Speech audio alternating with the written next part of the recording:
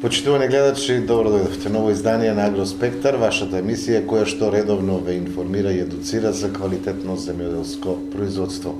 Така ќе биде и во оваа емисија во која што ќе направиме преглед на значењето на временските услови или неприлики кои што во овој период се случуваат во самиот старт на вегетацијата. Ќе се осврнеме на состојбата со одгледуваните култури, меѓутоа и со новини од фитофармацијата. Видете и со ова издание на Агроспектар и со ви вечерва со нас е професор доктор Исто Вучков. Добро ми дојдовте. Добро ве најдов вас и редовните гледачи на КТВ телевизија. Ќе почнеме, професоре, со времето, како што впрочем тоа го правиме во секоја емисија. Турбуленциите за кои што најавуваме во овие емисии веќе се остваруваат, еве повторно нов бран кој што донесе пониски температури, променливо време, некаде врнежи, некаде без врнежи, на високите места имаше најави за врнежи од снег. Во каква кондиција го ја дочекуваат ваквата промена одгледуваните култури? Добро е тоа што ние во овие едукативни емисии, правејќи го концептот, секогаш се трудевме да времето како значаен, доминантен фактор за обстојбата во аграрот го обсервираме како прв прилог. И сега оваа специфика што има 2021 година со една неверојатност по однос на сите тие случаи што се случија, штетите тек сега ќе видат производителите колку се големи. Бидејќи оваа недела обсервира сето тоа ќе дојде во вториот дел од емисијата. Сега ќе го обсервираме само времето и оние феномени што ќе се потрудам да ги објаснам и гледачите ќе разберат суштината, што и како времето во светски размери или таа глобална климатска катастрофа и промена е евидентна. Јас, бидејќи 30 години го следам времето, што се случи? Не знам, вие како новинари секако имате информација, дали знаете дека вчера во Дисан врнеше град? И тоа добар град. Тоа ми се јавија мои клиенти што ги имам и директорот што е на Венец, вика, професоре, вика, неверојатно во април град. Пред 10 дена во Струмичко, во подножјето на Беласица, село Банско, имам доста клиенти, и ми дават едно образложение кое има налик на чудна, необична, чак и невистинита приказна. Вика, професоре, се наоблачи времето, почна да врни град. И тоа 15-20 минути, вика, сериозен град. Да после пола сат имаме врнежи од дожд и да на околу сат и пол после тоа чисто времето, точно сонце и тоа со јака температура, Вистинска пролет. како да не било ништо пред 2 или 3 сата. Тоа е случка која ја опишуваат луѓето, што е вистинита, бидејќи и јас сум од Струмица и видов и кои штети ги има градот направено. Истото нешто вчера се случи во Дисан. Точно е тоа дека имаме турбулентно време, но градот, ние во претходната емисија рековме дека сега при преводот од зимски амбиент кон пролетно-летен, ние имаме судир на топол и ладен бран на облаци. Но тоа се случуваше во мај месец, јуни. Кога реков влегуваме во мај месец, кога влеземе, влегуваме во онај критичен градобитен период. Наместо тоа, ние сега го имаме пореметувањето, бидејќи во јануар имавме плюс 22 степена, и сега имаме градобитност во април. Или претходното во март што беше. Има и во други локалитети, Струмица, што немам намера да ги замараме гледачите, вика, професоре, се јави облак, имавме град. Да после тоа нема ништо. Тоа е забот на времето, тоа се тие глобални климатски промени и стварање на необични тие кумулонимбулуси, носители на град, и тука се случува тоа што се случува. И факт кој радува е тоа што денес во Министерството за земјоделие, може би од следливоста која ние стално потенцираме, нели вградија, минатата недела зборевме ние, вградија метеостаници кои предвидуваат нешто. Денес, за среќа би рекол, во Министерството има презентација на заштита, авионска заштита со замаглување, тоа што минатата година беше почетно, на заштита на производството од градобитност. Тоа е факт кој радува, бидејќи ние минатата година ја пофаливме оваа првична иницијатива и во Кавадарци, кога очекувавме навистина големи врнежи од град, се случи да таа биде трансформирана во дожд и на многу мали места, мали пропусти кои беа направени, удри град. Но тоа е предупредување тие, значи, да превземаат иницијатива на усовршување по однос на прогнозата, стварањето на облаците. Тоа е многу значајно и реагирање на време. Бидејќи во свое време, сведок сум, оние првични заштити кои беа со ракети, беа поставувани поедини луѓе во Република Македонија, по селата, и задолжувани од пожар или од другите станици кога да пука. Тој копа тутун, ќе пукам, еве сега ќе одам дома да го активирам апаратот. Додека оде дома, облакот се формира. А облакот може да биде сузбиен пред да почне да ја формира онаа клопка на ладен, концентриран дел, каде што, ако се закасни, тука веќе нема решение. Тука град ќе има сигурно. И сега се случуваше, пукаше ли пукав, а 2000 евра кошташе една ракета. Меѓутоа град падна и штетите се евидентни.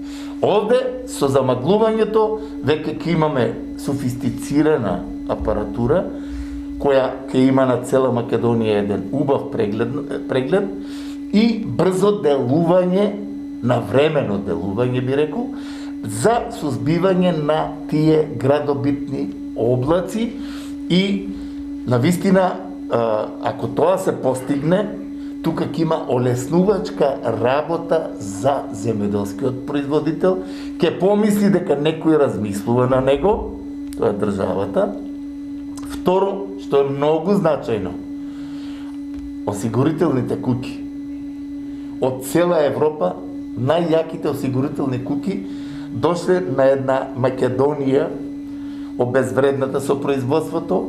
Имаме повеќе осигурителни куќи отколку производители. И се случуваше осигурувањето. Падне град, наместо 25%, он му дава 5%. Има такви, бидејќи сум вешто лице и сум во тоа упатен, проценувач и гледав како земјоделскиот производител не може да се оттараси од нивните и судски инстанции и се, кога дојде до суд, осигурителната куќа е во право. Прво во записник ќе пише има штета, после тоа во записник очигледно оди нема никаква штета. И тој записник оди во суд, судот гледа што пише во записникот, и јас како вешто лице, како супер вештачење што одев, на многу предмети мораше да ги коригирам, бидејќи имав снимање градот како уништува и лисна маса која ствара гроздот, и ластарите, и дека од таквата лоза ова година има голем губиток. И дел од судиите, кои честно си ја вршеа работите, а не беа зависни од осигурителната куќа со некои профити, тие често пресудуваа во корист на земјоделскиот производител. Такви случаи има во Велес и во други градови, но тоа не е суштината што ја зборам, дека сум заштитил некој. Него сега со тоа, со таа методика, ние ќе имаме навистина еден фантастичен релакс кај земјоделските фамилии, бидејќи почнувајќи од тутунот. виновата лоза. Што ли не, градот си взимаше секоја година од некој реон, кај што ќе се јаваат такви облаци, си го взимаше данокот. И имаше големи штети по земјоделското производство. Значи, тоа сакам да кажам дека влегуваме во еден турбулентен период, поранување на градобитноста, веќе сигурно следливост ќе има, бидејќи сега вегетацијата уште не е во некој интензивен пораст. Меѓутоа мај, јуни дојдели, било кој град причинува штети, дали на плодовите, освен ниските температури и сето тоа што може да се случи. По однос на времето, ние за она долгорочна прогноза зборевме дека 15-20 април веќе привршува и влегуваме во оној прав пролетен амбиент. Меѓутоа, што се случува? Тоа се продолжува, еве сега овој викенд, пак има температури -5, -8. А 90% сите култури во раноградарското производство се расадени на отворено. И температура под нула, водата ја менува агрегатната форма и мрзнањето е неминовно. Цветчињата кај некои видови, сега покасните, бидејќи првите, после ќе дадеме обсервација за тоа што се настана, било кој цвет на температура под нула, толчникот и прашниците се нежна творба што на 5 степени плюс веќе почнува со конфузија, со стрес. А чим е под нула? Таа роса, таа слана, тој мраз чим се јави, тука плод нема. Или ако се јави некој плод, тој ќе биде неквалитетен, со конфузии, со стрес и така натаму. Значи, временскиот чин кој го имаме е многу неповолен, барем до сега во 2021 година. А што е со хидролошката состојба, да? Хидролошката состојба. Имаме една оптичка варка. Ние очекувавме врнежи од дожд, секоја емисија зборевме. Ке имаме врнежи од дожд, ке имаме врнежи од снег. Но, наместо тоа, ни дојдоа само ниските температури, полскиот воден капацитет е уште доста ниско и акумулациите имат некое незначително, би рекол, зголемување и дека водата за јули, август, кога е најпотребна, уште треба врнежи на дожд во Република Македонија. Прогнозата долгорочна дава ли таков оптимизам дека можно е да имаме врнежи? Долгорочната прогноза дава во мај ние ќе имаме врнежи. Меѓутоа да не биде тоа од лошото по лошо. Бидејќи ако имаме континуитет од врнежи од дожд, кога културите се во подем на развој, тука ќе имаме поголеми употреби на пестициди. Развој на неопходна заштита. Температурните разлики прават своја конфузија. Така да производната година со таква пролет не можеме да ја оквалификуваме како успешно стартна година. Значи, конфузиите ќе постојат, бидејќи ние веќе во мај, втора половина, ќе имаме 35-38 степени Целзиусови. Таквите нешта секако обусловуваат тоа што го зборевме на почетокот реченица што рековме, она светска глобална климатска промена да ја почувствуваме и ние. И мора да се прилагодуваме према неа. А прилагодувањето значи одгледување на култури кои не се така сензибилни на такви температурни разлики. Јас греб ми е, па морам да го кажам, тука во Росоманскиот дел имам човек, мој клиент, кој има големи количини под кајсија. 99% кајсијата е мртва, нема една гајба за дечињата да наберам. Ајде да отсликаме каква е состојбата по култури, какви се штетите од сето ова што го кажавме дека се случуваат турбуленции кога е во прашање времето. Осликувањето, јас ќе го дадам во една кратка форма, бидејќи емисијата си има свој оквир, ќе го дадам во една кратка форма. Коскастите овоши, почнувајќи најраниот кој цвета бадемот, после него кајсијата, раните сорти. Од роксаната нема да има еден плод, бидејќи она тргна добро, се оплоди добро и дојде тука мраз. Два-три маха беше. Јас ќе ви кажам една вистина, во Пирава, кога се случува. Тој е Валандовскиот дел, најтоплиот, со најмалку изразени ниски температури. Кога беше температурата минус 24 во Битола, тогаш човекот со оросувачи, бидејќи има големи површини со оросувачи, успеа да ја спаси. И за Благовец, кога ги имавме овие два удари, минус 8, кога бе, тогаш вика, со фамилијата си легнав како опиен и во 2 сат сабајле му текна дека температурата ќе биде ниска. И оди, не може да превземе ништо, бидејќи минималните температури доаѓаат сабајле околу 5-5,5 тука негде. Тоа е саат време. За тој саат време тој реагира со систем поставен или со задимување и со нешто, успеваат дел од нив да спасаат од производството. Но тој вика, оваа ноќ не ја спиев и отидовме после со синот, вика, гледаме 100% измрзнато. А на 3 мај требаше да бере кајси, човече. Има таква експозиција, има рани сорти, најрани во Република Македонија, и вика, изгубив, ми рече таму тонажи колку изгубил, како исто тој човек од Велес. Значи, кајсијата, бадемот, црешата, оние рани сорти. Тука во Кавадарци има луѓе кои имаат по неколку декари добро производство на цреша. Црешата, раните сорти се уништени. По-позните ќе имаат нешто. Сега, најкарактеристично е ова година јапонското јаболко во Валандовско-Гевгелискиот Богданскиот регион. Оваа недела имав работа со нив. Трагично е да го видите како јапонското јаболко тргнато и некни овој бран кога беше пред Благовец, се е поцрнето и се е уништено. И сега се јавува некоја надеж во меристемската зона, во самата папка, дали и колку ќе има нешто што може да потера.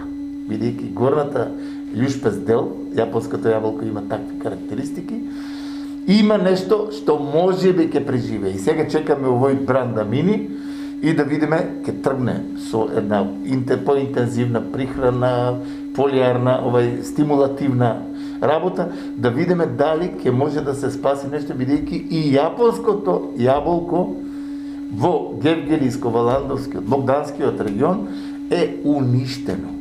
Значи, со еден збор, кога ги обсервираме тие работи, штетите се навистина големи, што сега теки се почувствуваат во тој период кој е пред нас, неделата, кога ќе се консолидира времето, кога ќе дојдат високите температури, ќе се види што е мртво, што е живо. Сега, не помали штети. Тоа е изненадување и за мене.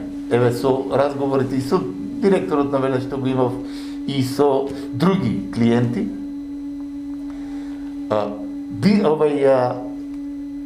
вранецот како сорта е најчувствителна. И на тие места кои што е ниско местото, покрај Вардар, кај што е конфузијата задржана подолго време, штетите се навистина големи, и преку 90%. Но изненадува ризлингот. Ризлингот беше една од сортите што е нешто поотпорна. Кај неа, покрај Вардар, на одредени површини, 99% нема потерување едноставно. Ми донесува ластари од таму, во собни услови, во лабораториски услови ги обсервиравме, точно нито една папка не потерува. Тоа е на вистина голема штета и големи површини. Сега викаат што да правиме. И јас таквото нешто, бидејќи, како што рековме, емисијата си има ограничување на таквите нешта, да не се оди со она, нема зошто да ја одгледувам кога нема да ја имам ништо.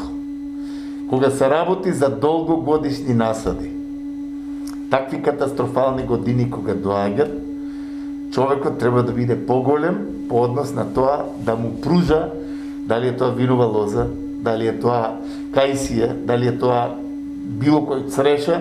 Сега, за диференцијација на папките за наредната година, бидејќи основата е уништена, сега за потерување и оформување на прави опца за наредната година, треба да си оди со нормално прихранување нормална заштита и да веќе следната година се врате во нормален колосек насадот кој го имат, бидејќи долгогодишно дрвце е тоа, што треба да враќа да плодоноси.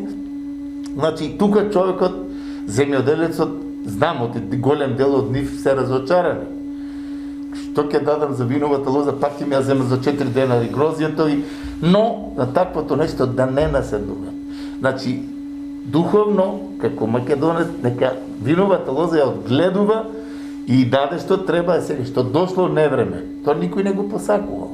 Но да ја врати во нормален колосек виновата лоза да плодоноси и да изваде квалитетно производство, ден порано или покасно ќе почне да се цени, и минатите години, еве сега, минатата година зборавме по 4 денари го земале грозјето, али јас знам, мои клиенти што имаат добро шекерни единици, 22, 23, 24 шекерни единици, квалитетно грозје, нив ги викаат да им го купат грозјето со 2 или 3 денари по-скапо. Значи квалитетот е пресуден по целата работа. Така е. И сите тие домакински пристапи, почитување на науката и струката, тоа се адути за производителот. А ако извадиш квалитетно производство и излезеш на пазар, имаш право да си бараш и цена. А не можел да го производи грозјето, нема шекерни единици, има ботритис, има пламеница, има пепелница и сака да го пикне во визбата, повеќе да ја заразе визбата. И тука винариите се криви, се бараме кривци. А основата е земеделскиот производител да изваде квалитетно производство без тие присуства на нештата, со шекерни единици, каде сировината е значајна работа и ќе го даде тој резултат што се очекува. А тука секој трговец, секоја визба и секој производител, еве ти кога одеш на пазар, ќе видиш добри домати, нели? Скапи се, не скапи се, ќе си земеш, ама гледаш што ти е квалитетно. Квалитетот секогаш се продава. Так. За квалитет многу е важно и редовна и квалитетна заштита, употреба на соодветни хемиски средства. Фитофармацијата нуди новини, а ние ги презентираме во оваа емисија. Токму во овој момент следува и прилогот на оваа тема.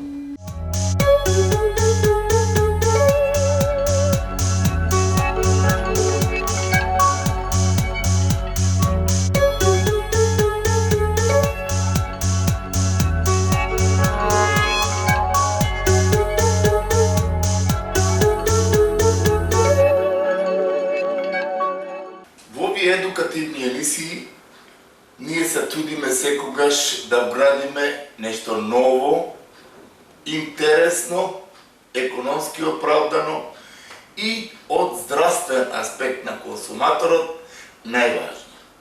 А тоа е да нема остаток од резидуи, кои резидуи, за жал, во производите, пренесувајќи се во самиот производ, праваат големи штети при консумацијата и тука се јавуваат многу опасни болести, токму од тие резидуи од таа фитохемија која бележи една експанзија. Во последните неколку години се соочуваме со една навистина агресивна акција како активните материи или новите препарати одат кон што помалку токсичност и уште поважно што одат кон органските принципи на одгледување на одредена култура, а тие органски принципи на заштита обусловуваат одредена болест да ја немаме. Ние знаеме дека ботритисот во овој период, кога виновата лоза е во фаза на трансформација на киселините во шекери и нестабилното време обусловува да дојде и кај грозјето, и кај доматите како втори култури, и кај други овоштарски култури и така натаму, гниењето доаѓа како една секундарна за нас зараза, но причинува доста големи штети. И тука веќе имаме навистина хаос, една лоша состојба, со губиток на приносот за само неколку дена. Новото што сакаме да го презентираме е навистина ново и заслужува внимание за овој период. Тоа е новост од најновата генерација на биофунгицидите. А тоа е Тимуrekс Gold. За Тимуrekс Gold мора да кажеме дека се работи за препарат, чисто нова компатибилна комбинација, базиран на природните состојки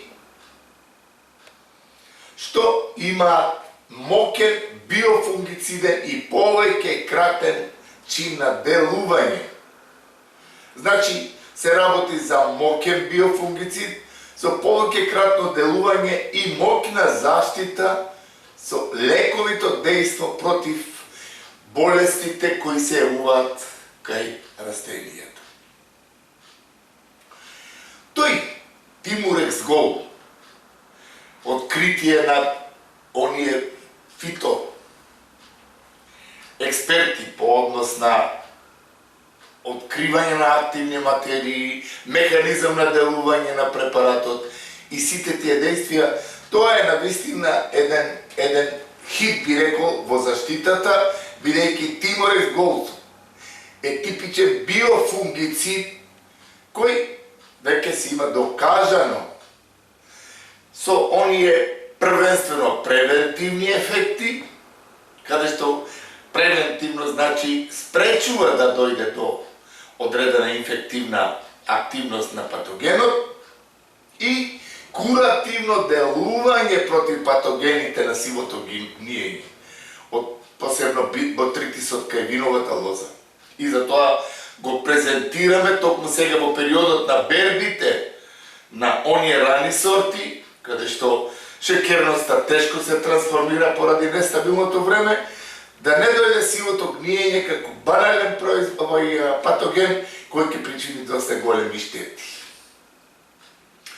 Значи, не само кај виновата лоза, ботритисот кај крставицата, кај доматите, кај другите култури, Тимурексот е фантастично решение, збориме фантастично решение, затоа што крставицата се бере секој втор ден, а кај Тимурексот каренцата е 0 денови. Значи, може да се дене спрска и бербата да се изврши без никаков проблем.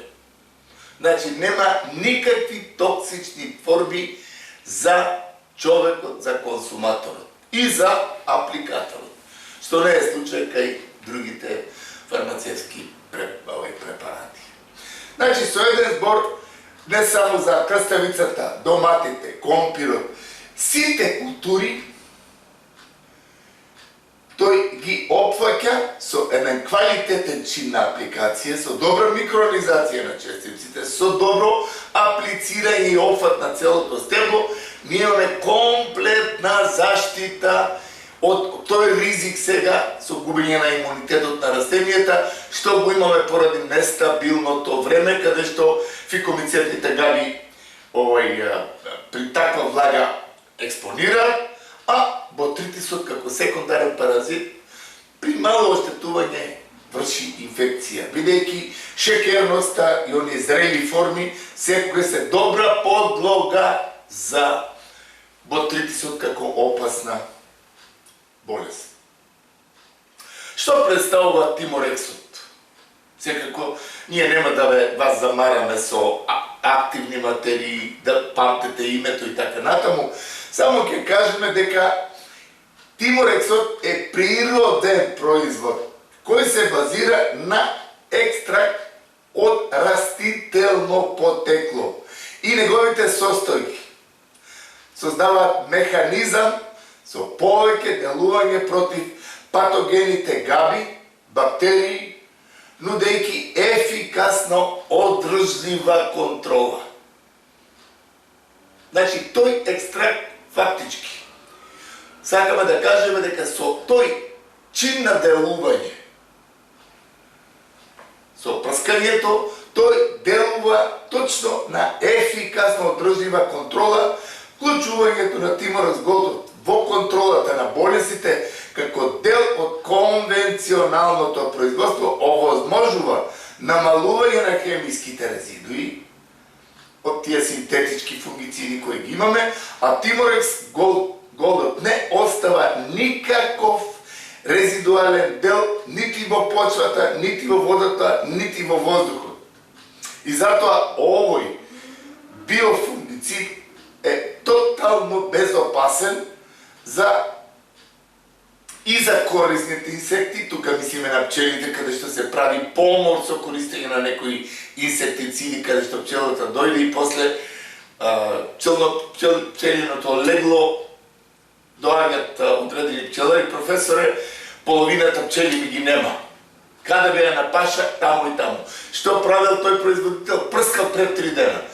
И, значи, помор на пчели е евидентна работа кај многу пчелари, а тука тиморексот, ама воопшто не делува на корисните инсекти пред се на пчелата, каде што имаме еколошка безбедност.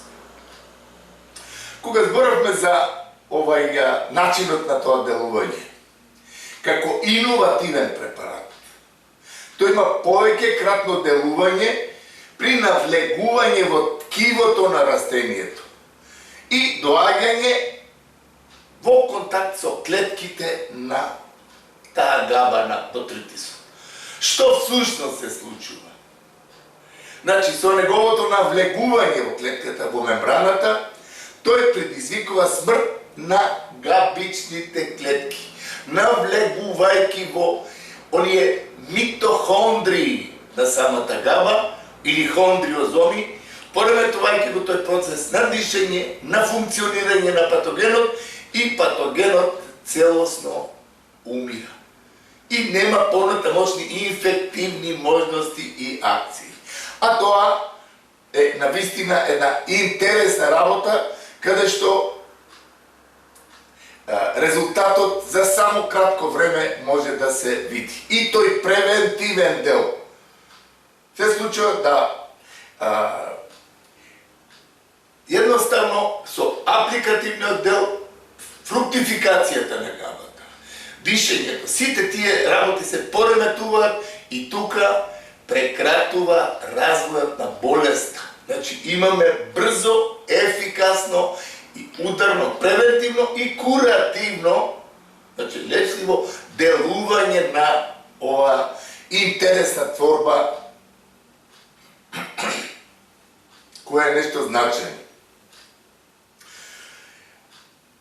Тиморекс голд, што е најинтересно, во светски размери има сертификат од водечките организации на органско производство, бидејќи таа со својот опфат квалитетна заштита доаѓаме до органско производство, каде што немаме никакви токсични творби, органски творби, хемиски творби, што е и главниот, најважен предуслов за органското производство. За квалитетно производство од органски карактер, една од основите, Тиморекс голд во догледно време ќе биде основен препарат кој ги локализира и превентивно делува на развој на патогените во органското производство, што е итекако значајно за здравствениот систем на луѓето, исхраната и така натаму, бидејќи органското производство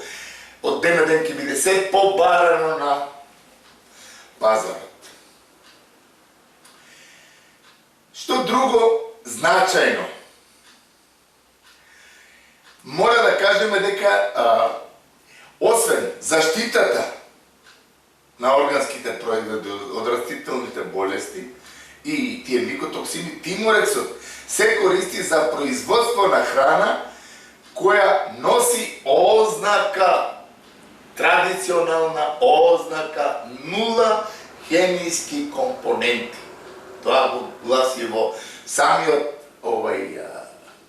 проспект и докажано дека тука немаме никакви токсични творби кои би биле штетни за здравието. Со таа декларација Тимор-Еготот потврдува дека е потполно биолошки препарат. Тој е компатибилен со други средства и, што е важно, со 1,5 до 2 литри по хектар ние имаме фантастична, квалитетна заштита од ботритисот. Тоа не случајно го даваме сега пред бербите на грозјето, бидејќи поради лошите временски услови ботритисот хара и може да причини доста големи штети. Со негова примена во право време, со права концентрација и доза, со стручен пристап, нема причина да немаме добри резултати од Тиморексот како една новост по однос на користењето на средства за заштита на растенијата. И неговиот широк спектар на делување може да се примени кај сите култури.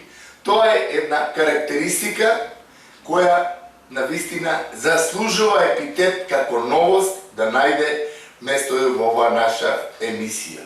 Значи, не остава никакви трагични траги после третирањето, нема каренца, не е отровен, едноставен е начинот на делување, примената може да биде во тој момент или истиот или наредниот ден, значи да имаме една потполно биолошка заштита на растенијето, тоа е и целта на денешната современа заштита.